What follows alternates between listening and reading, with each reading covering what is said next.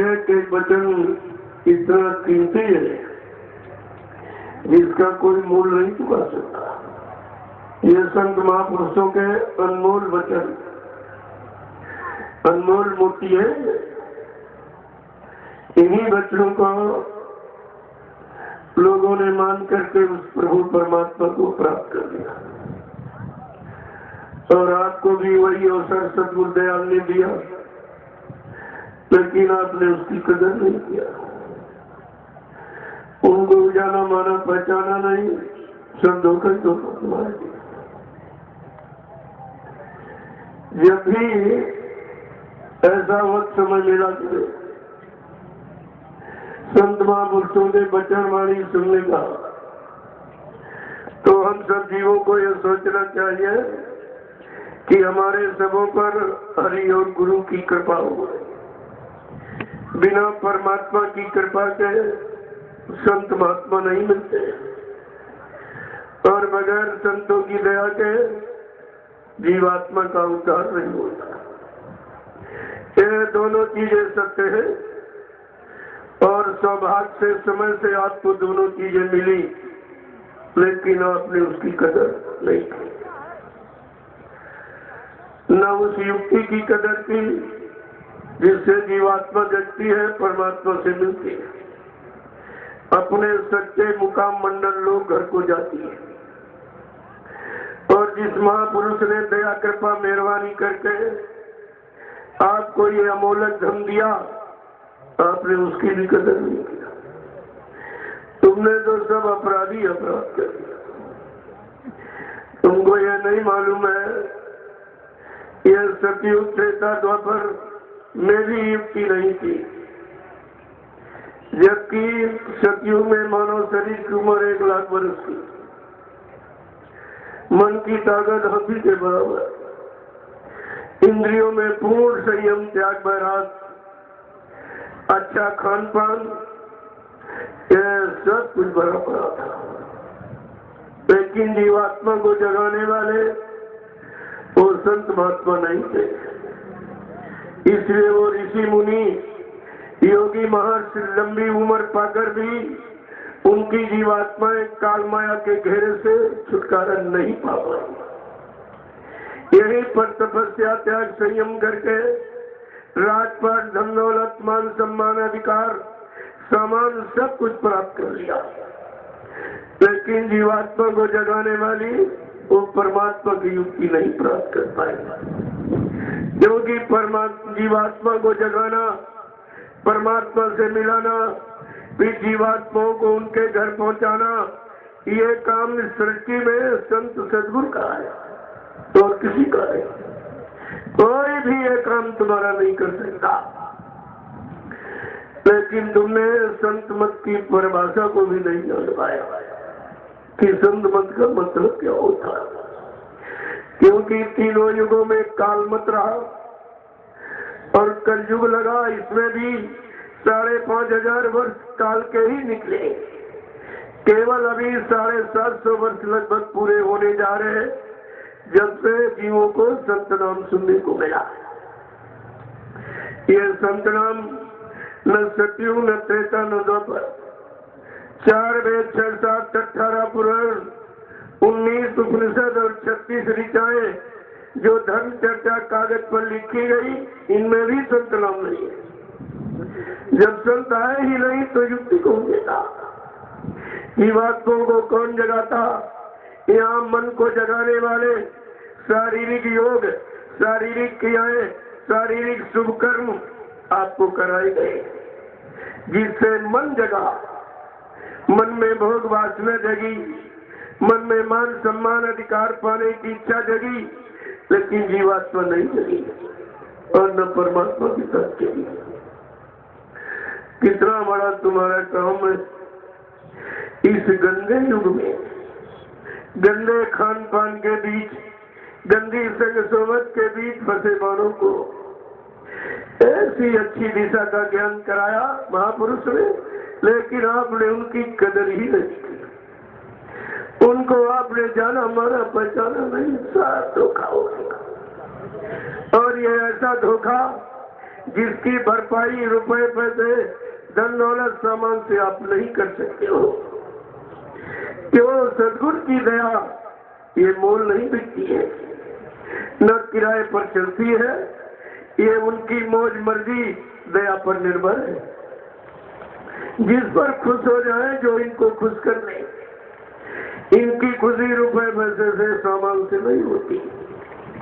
गुरु नहीं भूखा तेरे धन का, इन पर धन है नाम रतन का। गुरु तेरा उपकार करावे, भूखे प्यासे को दिलवावे। कहते ये धन के भूखे नहीं है। इसलिए जीवों के लिए कहा गया कि जब जब संत जगत में आवे, खोज भाग उनके ढिंग जाओ। हाजिर रहो गिरो चरणों में, करो बंदगी निर्दिल लाए। कहते जब कभी ऐसा अवसर मिल जाए, तुमको सब घर के कार्य को छोड़ करके उनके अमृतमयी वचनों को सुनने के लिए जाना चाहिए। पता नहीं कौन सा वचन तुम्हारे मन को घर कर जाए, मन को सुधार दे, स्थिति बदल दे, तुम्हारा काम हो जाए। आपको ये हमेशा तलाश रखनी चाहिए थी, लेकिन काल ने ऐसा दांव लगाया। दयाल के पास पहुंचे थे, लेकिन निकाल दिया, आपको हटा दिया, पकड़ करके फिर आपको वहीं पर ढकेल दिया जहां से चले थे। उसी मान सम्मान अभिमान में, उसी लोभ लालच में, उसी धन दौलत और सामान पदों में फिर फंस गए, जहां से सदगुरु दयाल ने दया कृपा करके निकाला। तो तुम्हें कुछ नहीं समझ पाया, एक भी बात तुम्हारी समझ में नहीं आई, और ये सब का सब मसाला जो करते हो छूट गए। प्रेमियों, जिस समृत महापुरुष की ये पुण्य पावन तिथि जिस पर आप पधारे हो, उस महापुरुष की अगर दया न होती तो मैं आपको ऐसा समृत मालिक नहीं देता। यही की कृपा है। इन्होंने ऐसा समृत मालिक, समृत गुरु दिया है, जो जिसने सृष्टि को उबारने का संकल्प लिया है, संपूर्ण जीवात्माओं को जगाने का, परमात्मा से मिलाने का, अपने नाम जहाज पर बैठाल कर इन जीवात्माओं को इनके घर पहुंचाने का जिसने संकल्प लिया है और प्रतिज्ञा की है और वादा किया है, एक छोटी मोटी चीज नहीं है। इतना बड़ा वादा, संकल्प, प्रतिज्ञा इस मृत्यु लोक मंडल में किसी ने नहीं की, और किसी के इतिहास में ऐसी दया नजर नहीं आती है। लेकिन आपने कुछ नहीं समझा। इस पावन पुण्य तिथि पर देश के कोने कोने से आए श्रद्धालुओं को, प्रेमियों को इन तिथियों पर कुछ न कुछ संकल्प लेना चाहिए। बुराई छोड़ने का, अच्छाई पकड़ लिया, तब तो तुम्हारा भला हो सकता है। और तुम ऐसे आते रहे जाते रहे, कोई सुधार नहीं, कोई परिवर्तन नहीं, कोई गंदगी हटाई नहीं, कोई कर्मों के जाल को समझा नहीं, तो आना जाना तुम्हारा व्यर्थ हो जाएगा। ये बाजार मेला नहीं आते हो जाते, ये तो दया का घाट है। दया के घाट पर बैठकर सदगुरु दयाल से हमेशा दया की भीख मांगनी चाहिए, और अपने शैतान मन को, उनके वचनों को पकड़ने की, उनकी दया लेने की भीख मांगनी चाहिए। और आपको कोई प्रार्थना नहीं करनी। प्रार्थना का मतलब ही है आंतरिक हृदय की पुकार, निर्बल का बल। ये तो प्रार्थना का प्रारूप है। लेकिन जब आप तुम गाना बजाना समझते हो, तुम गाते रहे, धोखा हो गया। कितना तुमने गाना गाया है, तुमने ये कहा है गुरु की वाणी में अमृत भरा है जो जमाने में मिलता नहीं है। यानी कि गुरु की वाणी में अमृत भरा रहा, गुरु मर गया। क्या अमृत मारने का काम करता है कि अमर करने का? तुमने अमृत की भी महिमा को कलंकित कर दिया। तुम्हारी समझ में कुछ नहीं आया कि हम क्या कह रहे हैं और क्या कर रहे हैं। यह सब जानकारी। और आपने ये भी कहा, इनके दर्शन में, इनकी दया लेने में, चाहे अग्नि में जलना पड़े, कांटों पे चलना पड़े, चाहे छोड़ के देश निकलना पड़े, और घर से निकल के तुम कार्यक्रम में नहीं आ पाए, और देश से निकलने का वादा ऐसा झूठा था। उसी झूठ की तो ये परीक्षा हुई है कि तुमने जो गाना गाया है वो तुम्हारे में है कि नहीं है। गुरु को ऊपर ऊपर गाता, अंदर में क्यों नहीं लाता। ये तो अंदर का विषय था, जो बाहर गाते रहे वो फंस गए। और ये भी तुमने संकल्प लिया कि तुमको छोड़ के कहीं नहीं जाऊंगा। गैर के द्वारे जाके गर्बंदा झुका और फरकाए कि मालिक तेरे नाम पर। अब तुमने जहाँ पर सिर झुकाया है, जिनकी शरण नहीं है, वो इंसान भी नहीं, शैतान से भी बनता है। जिसने गुरु को नहीं छोड़ा तुम्हें क्या छोड़ देगा। गुरु को नहीं बख्शा तुम्हें क्या बख्श देगा। जिसने गुरु को नहीं पहचाना तुम्हें क्या पहचान लेगा। जिसने अपने को नहीं जाना तुम्हें क्या जानेगा। यह सब जानकारी आपको रखनी चाहिए। सत्संग का मतलब कथा वार्ता नहीं, उसकी कान से सुना निकला दिया।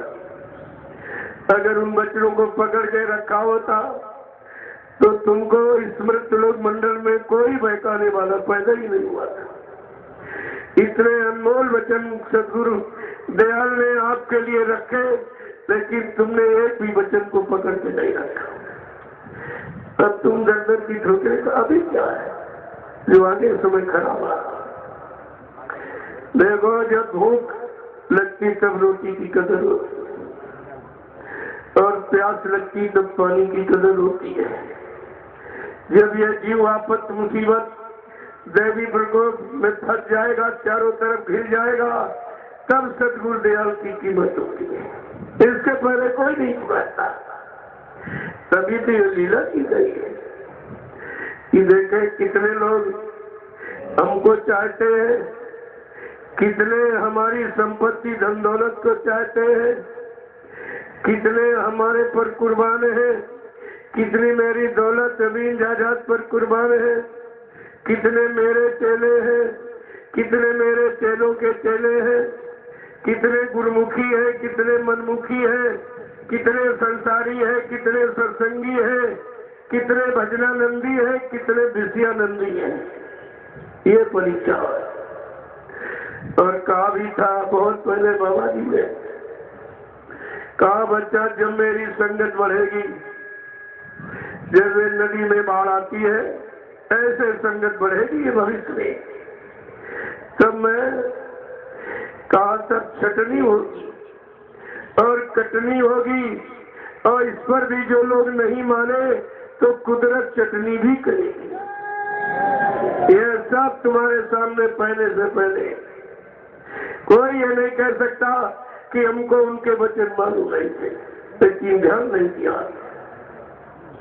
कहा था जब मेरी संगत बढ़ेगी तब बच्चा में एक छोटी सी परीक्षा होगा। वैसे उनके इशारे रहे तो वही कहा, मैं समय से एक तीर चलाऊंगा, मेरे एक तीर में हजारों निशाने होंगे। कहा उस समय मैं देखूंगा कि मतलब यही कि हमको कितने लोग चाहते, हम पर कितने फिदा है, हमको अपना गुरु कितने मानते हैं। यही तो परीक्षा है। तो कहा था मैं ये सब करूंगा, और कहा था फिर भविष्य में एक ऐसी नाजुक स्थिति पैदा करूंगा, फिर उसमें ऐसा घेर फंसा दूंगा जो हिंदुस्तान का विश्व में कोई निकाल नहीं पाएगा और टूट जाएगा। इसमें बच्चा बड़े बड़े मगरमच्छ फंसेंगे। देखिए इशारा महापुरुष का, बड़े बड़े मगरमच्छ फंस जाएंगे। इस इशारे को कौन समझेगा। प्रेमियों, मगरमच्छ तो जल का बड़ा जीव होता है। जब उसको भूख लगती है, जल के छोटे छोटे जीवों को मार के खा जाता है। लेकिन सतगुरु दयाल का इशारा, मगरमच्छ, संगत के मगरमच्छ कौन है? जो इन गरीबों की खून पसीने की कमाई सेवा के नाम पर, गुरु के नाम पर लेके जो खा रहे या खा गए। कहा ये मगरमच्छ है और एक भी नहीं बचेगी। कहा मैंने ऐसा जाल बना रखा है, छोटा बड़ा कोई नहीं बचेगा। इनको क्या मालूम, बाबा जी ने बहुत पहले कहा कि बाबा की खोपड़ी में क्या है कोई क्या जाने।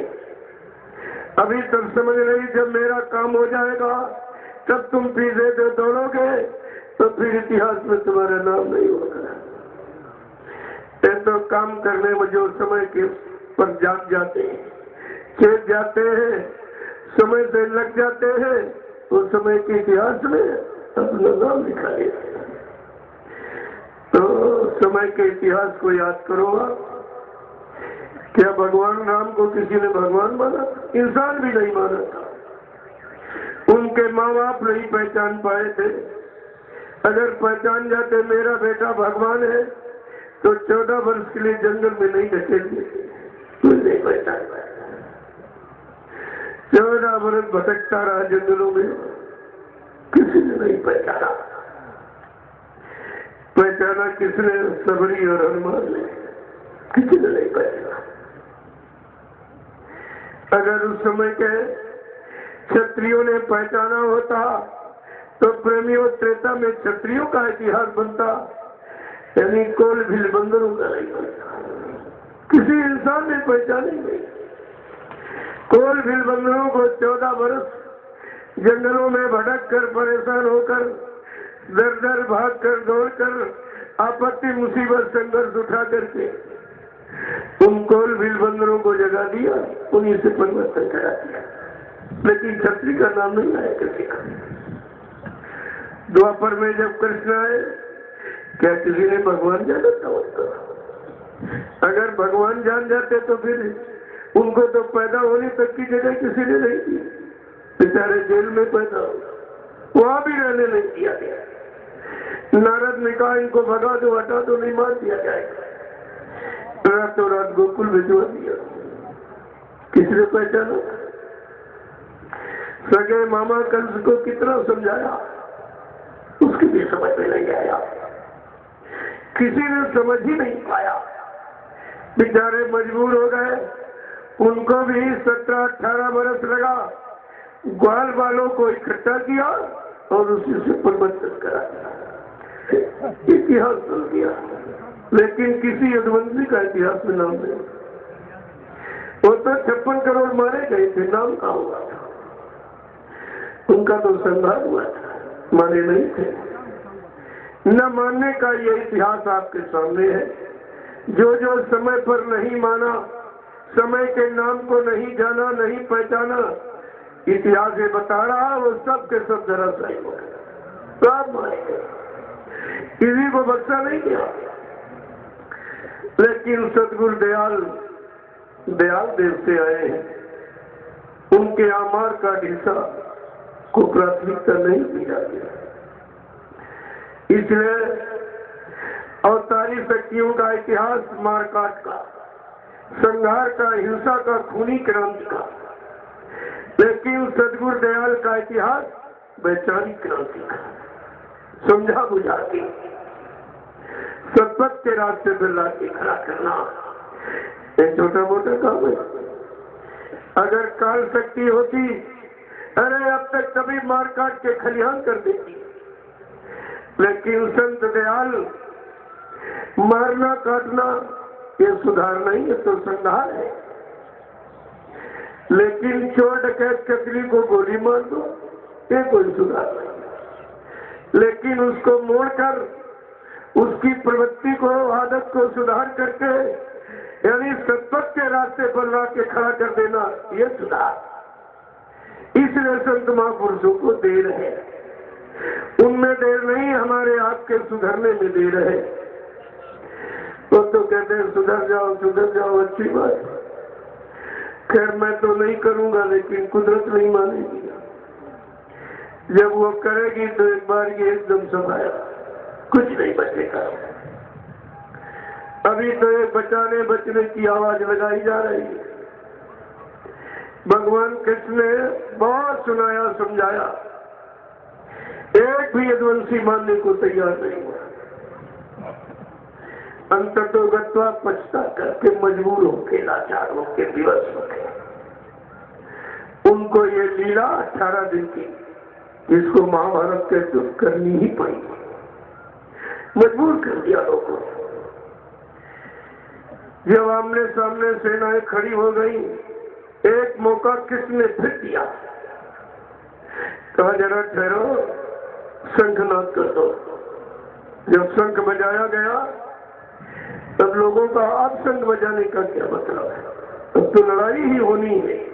कहा नहीं, एक मौका और दिया जा रहा, अब भी जो धर्म पक्ष में आना चाहता हो आ सकता। इतनी गुंजाइश हुई, रखी देखो उन्होंने। काल शक्ति थी, फिर भी ये नहीं चाहती थी कि मार काट हमको करना पड़े, अगर समझाने बुझाने से मान जाए तो अच्छी बात। तो कहा अभी जो धर्म पक्ष में आना चाहता हो, अभी रात बाकी है, सुबेरा होते ही लड़ाई शुरू हो जाएगी, फिर जात पात बिरादरी कुछ नहीं, लड़ाई। प्रेमियों, सतगुरु दयाल ने अपने भक्तों जीवों के लिए एक मौका दे दिया, अभी जो गुरु पक्ष में आना चाहता हो आ सकता। मेरा कोई पक्ष नहीं है, न मेरा कोई गुट है। मैं तो यही कह रहा हूं, अगर गुरु पक्ष में, गुरु प्रेमियों, अब